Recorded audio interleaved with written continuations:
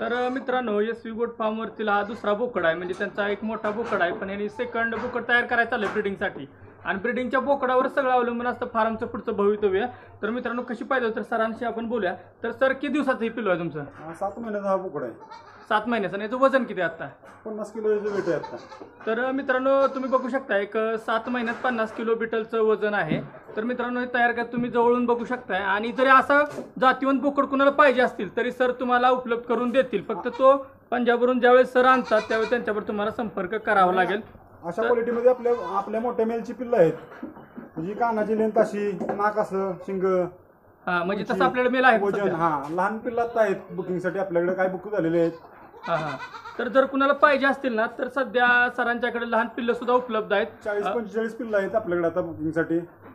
आणि क्वालिटी आहेत, क्वालिटीमध्ये आहे. कानाची लेंथ, शिंग आणि त्या वयाच्या ह्याच्यात वजन त्याचं येणार ते आपलं. म्हणजे वय आणि वजन ही 200 ग्रॅमनं पिल्लं वाढतात. क्वालिटी चांगली असल्यामुळे. ठीक आहे. आणि सरासरी म्हणजे काय किमती राहू शकतात तरी? आपण सरासरी बुकिंग करतो, 4 महिने झाल्यानंतर मग त्या मालकाला देतो पिल्लू. बरोबर, म्हणजे अगोदर बुकिंग घ्यायची. बुकिंग करतो. बरोबर, ठीक आहे.